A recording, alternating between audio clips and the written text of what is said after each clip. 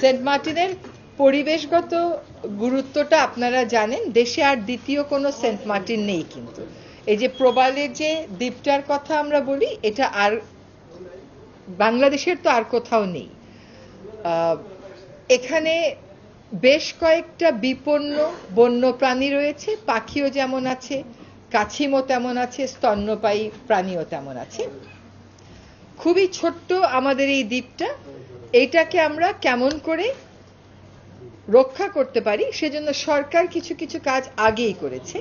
যেমন এইটাকে ঘোষণা করা হয়েছে প্রতিবেশগত সংকটাপন্ন এলাকা, এবং প্রতিবেশগত সংকটাপন্ন এলাকা ঘোষণা করা হয়েছে 1999 সালে। প্রতিবেশগত সংকটাপন্ন একটা এলাকা তখনই হয় যখন তার অবস্থাটা আসলে সত্যিকার অর্থেই সংকটাপন্ন থাকে। তারপরে কতগুলো সিদ্ধান্তের কথা আমরা আপনাদেরকে একটু বলে দিই, যেটা আপনাদের জানা দরকার, যাতে করে আপনারা ফ্যাক্টগুলো ঠিকভাবে বলতে পারেন। এক হচ্ছে, এটা পরিবেশ সংরক্ষণ আইনের অধীনে প্রতিবেশগত সংকটাপন্ন এলাকা। আবার বন্যপ্রাণী সংরক্ষণ ও নিরাপত্তা আইন যেটা আছে 2012, সেটার অধীনে সেন্ট মার্টিনের 1743 বর্গ কিলোমিটার এলাকাকে মেরিন প্রোটেক্টেড এরিয়া হিসেবে ঘোষণা করা হয়েছে। কিন্তু আমরা জানি যে এই দ্বীপটা আসলে প্রতিবেশগতভাবে দিনকে দিনই অবস্থা নাজুক হচ্ছে। এই জন্য এই তারিখগুলো আপনারা একটু খেয়াল করে লিখবেন। হ্যাঁ, 9 সেপ্টেম্বর 2018 তারিখে 9 সেপ্টেম্বর 2018 তারিখে একটি আন্তঃমন্ত্রণালয় সভা হয়।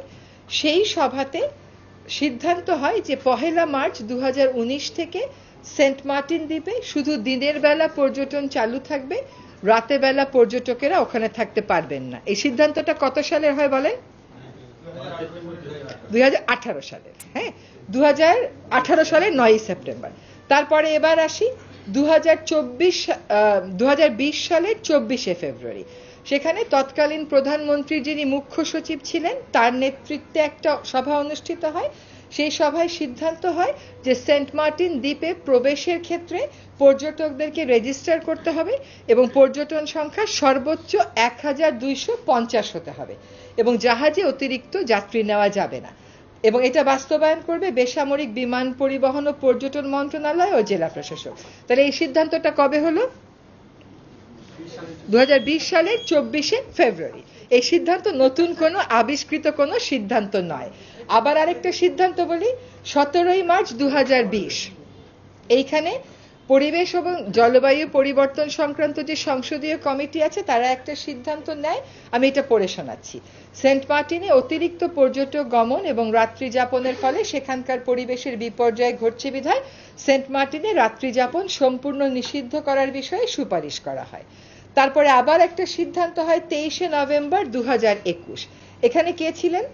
প্রধানমন্ত্রীর মুখ্য সচিব। তাহলে এই সিদ্ধান্ত কবে হয়? 23 নভেম্বর 2021। কি সিদ্ধান্ত হয়?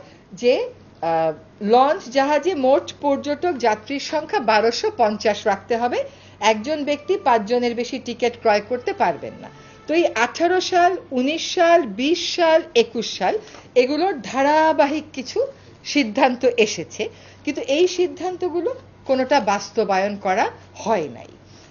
আবার পরিবেশ এবং জলবায়ু মন্ত্রণালয় তারা অতি সম্প্রতি,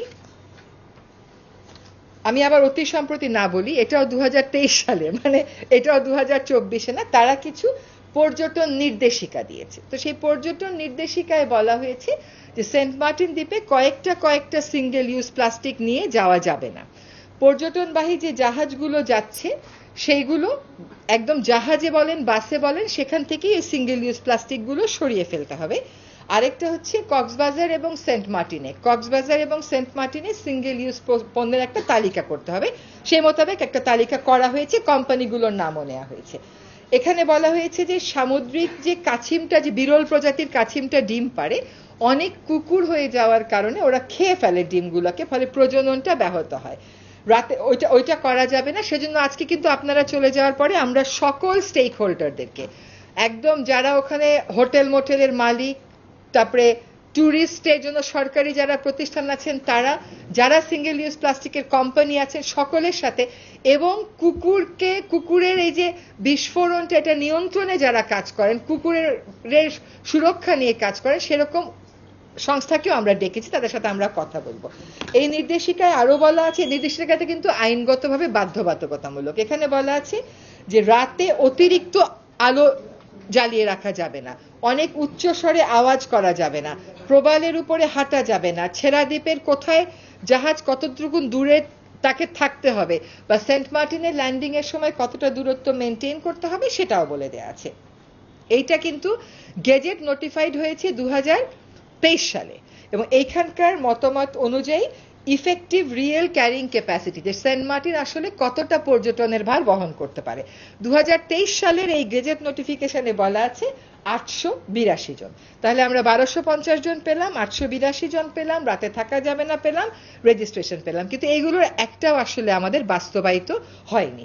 আজকে যেটা আমরা করব সেটা হচ্ছে যে সকল অংশীদারীদের সাথে কথা বলে আমরা বুঝবার চেষ্টা করব যে সিঙ্গেল ইউজ প্লাস্টিক নিয়ন্ত্রণের কাছে দুটো বিষয় আজকে মূলত আমরা আলোচনা করব, যে সিঙ্গেল ইউজ প্লাস্টিক মুক্ত করা সেন্ট মার্টিনের কার্যক্রমটা কিভাবে বাস্তবায়ন করা যায়। এটা তো সরকারের আইন 2023 সালে হয়েছে, সরকারের নির্দেশিকা 2023 সালে হয়েছে, এটা কি করে আমরা বাস্তবায়ন করতে পারি, তাদের ভূমিকা কি হবে, আমাদের ভূমিকা কি হবে, আমরা যেরকম শিক্ষার্থীদেরকে ইনভলভ করতে পারি কিনা ওটা ওনারাই আমাদেরকে সাজেশন দেখ, কিন্তু এই আইনটা নির্দেশিকাটা মানতে হবে। এখন যদি তারা বলেন যে না একদিনে সব আমরা মানতে পারবো না, আপনারা আমাদেরকে এইভাবে পর্যায়ক্রমে যান, সেটাও তাদের সাথে কথা বলে আমরা ঠিক করব, কিন্তু মানতে হবে। নির্দেশিকা যখন একটা এসছে সেটা আমাদেরকে মেনে চলতে হবে। আরেকটা হচ্ছে সেন্ট মার্টিন দ্বীপের এই যে অনিয়ন্ত্রিত একটা পর্যটন চলছে, প্রতিবেশটাকে রক্ষা করতে আমরা কি কি কাজ করতে পারি।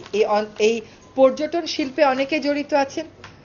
আমরা একটা জিনিস বলে ইংরেজিতে, seeing is believing, and if you see then you like it, then you love it। তো দেখলেও একটা কিন্তু মানুষের ওটার জন্য একটা অন্যরকম আত্মিক টান হয়। আমরা বলি না আগে এই জিনিসটা কত সুন্দর ছিল, এখন নষ্ট হয়ে গেছে, দেখেছিলাম বলেই এটা বলতে পারি। তাহলে এখন পর্যটনটা কিভাবে করে একটা কাঠামোর মধ্যে নিয়ে আসলে সেন্ট মার্টিনের পরিবেশ ব্যবস্থায় আর নষ্ট হবে না, যা আছে সেখান থেকে আমরা আস্তে আস্তে উত্তরণ করতে পারবো, সেটাই হচ্ছে, এই দুটো বিষয়ই হচ্ছে আজকে আমরা যখন স্টেক হোল্ডারদের সাথে কথা বলবো এটা নিয়ে কথা বলবো। আমরা এখন হোটেল মালিক যারা আছেন, ট্যুর অপারেটর যারা আছেন, পর্যটন মন্ত্রণালয়ের যারা আছেন, বিমা, সিভিল এভিয়েশন অ্যান্ড ট্যুরিজম, তাদের সাথে কথা বলে একটা ঐক্যমতের সিদ্ধান্ত আপনাদেরকে দিতে চাই।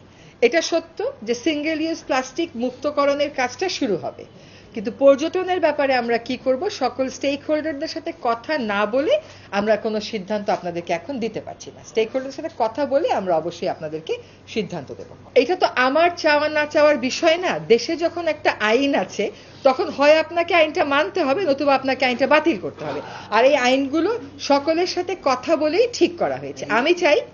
আমি চাই সেন্ট মার্টিন দ্বীপটা বাঁচুক, এটা আমাদের জন্য বাঁচুক, পরবর্তী প্রজন্মের জন্য বাঁচুক। আমি চাই সেন্ট মার্টিন দ্বীপটা সকলেই দেখুক, কিন্তু একই লোক 5 বার না যাক।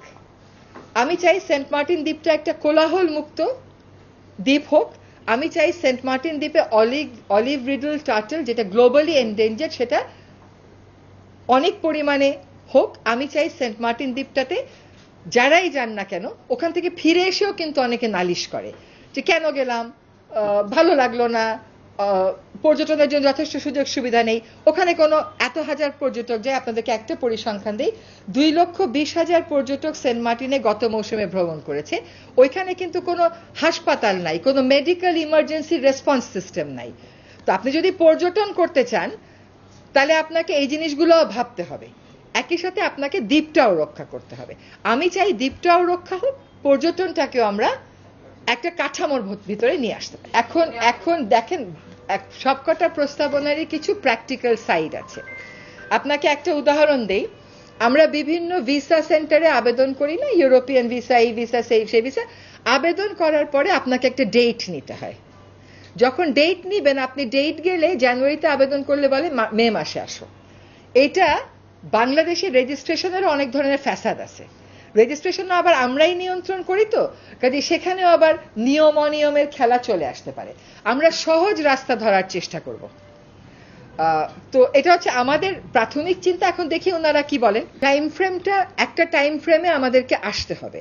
এখন আমরা সেটা আরোপ করব নাকি আমরা সবাই মিলে একসাথে একটা সিদ্ধান্তে আসতে পারবো, সেটা একটা বিবেচ্য বিষয়। আমার ধারণা আমরা একসাথে আসতে পারবো, কারণ সেন্ট মার্টিন দ্বীপটা যদি বাঁচে তাহলে আগামী প্রজন্মের জন্যও বাঁচবে।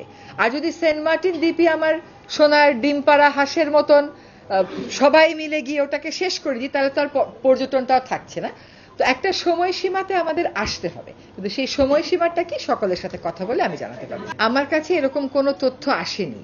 হোটেল মোটেল মালিকদের সাথে যখন কথা হয় এরকম কোনো কথা ওনারা বলেননি। দেখি আজকে ওনারা এরকম কোনো কথা বলেন কিনা।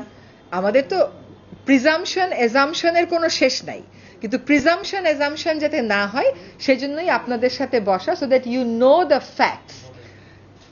ফ্যাক্ট টুইস্টিং করলে তো সেটা আজকাল কি একটা স্ক্যানার আছে সেখানেই ধরা পড়ে। So you know the facts এবং ফ্যাক্ট বেজই আপনারা রিপোর্টিং করবেন। এখানে প্রিজাম্পশন এজাম্পশনের তো কোনো ব্যাপার নেই। আর আমার পর্যটনের সাথে, আমার পরিবেশের সাথে, আমার কাছিমের সাথে, আমার সিঙ্গেল ইউজ প্লাস্টিকের সাথে এত জটিল সমস্যায় আমি না গেলেও পারবো।